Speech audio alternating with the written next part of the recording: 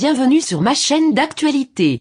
Ici vous aurez toutes les informations, sur tout ce qui se passe dans notre monde, les dernières actualités et celles du moment. N'hésitez pas à vous abonner, et à activer la cloche de notification pour ne rater aucune des prochaines vidéos. Cette attaque, qui a fait 3 morts, dont une fillette et 17 blessés, est intervenue à la veille des discussions, jeudi en Turquie, entre les ministres russes et ukrainiens des Affaires étrangères, leur premier face-à-face depuis le début de l'offensive russe en Ukraine il y a 2 semaines.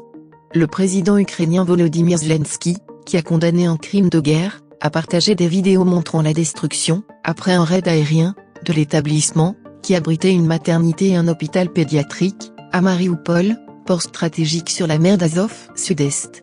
On peut voir l'intérieur de bâtiments soufflés, des débris, des feuilles de papier et des morceaux de verre jonchant le sol.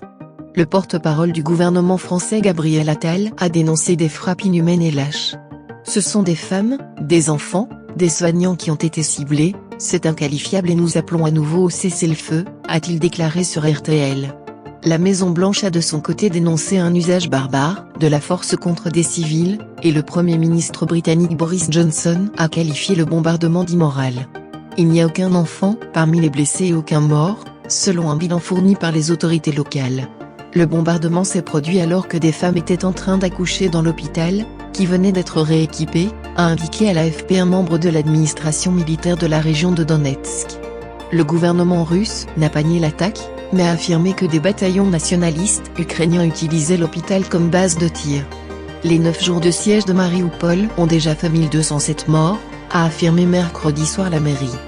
Dans son dernier bilan mercredi, l'ONU a estimé que 516 civils ont été tués et plus de 800 blessés en Ukraine depuis le début de l'invasion, qui a jeté sur les routes de l'exil plus de 2 millions de réfugiés. Dans un point sur la situation à minuit local, 22h GMT mercredi, l'état-major ukrainien a indiqué que les forces russes poursuivaient leur opération offensive pour encercler Kiev, tout en attaquant sur d'autres fronts les villes d'Izium, de Petrovsk, de Rouchouvaka, de Soumy, d'Okhtirka, ou dans les régions de Donetsk et Zaporojie. Des colonnes de chars russes ne se trouvaient plus mercredi qu'à une quinzaine de kilomètres, à proximité de Brovary. À 30 km de cette localité, des combats ont également eu lieu près de Ruzaniv, ont dit à l'AFP de soldats ukrainiens. Les colonnes de chars russes ont pris hier 2 villages à quelques kilomètres. Ils tirent pour effrayer les gens et les forcer à rester chez eux, volent ce qu'ils peuvent pour se ravitailler et s'installent au milieu des habitants, pour ne pas que les forces ukrainiennes les bombardent, a raconté à l'AFP Volodymyr, qui habite non loin de Brovary. Le chef de l'administration militaire de la région de Soumy, Dmytro Jivitsky a indiqué jeudi que 2 femmes et un garçon de 13 ans venaient d'être tués lors d'un bombardement nocturne à Velika Pizarivka. Il a aussi annoncé que 3 couloirs humanitaires, avec au point de départ différents, devraient ouvrir jeudi pour évacuer des habitants de la région vers la ville de Poltava.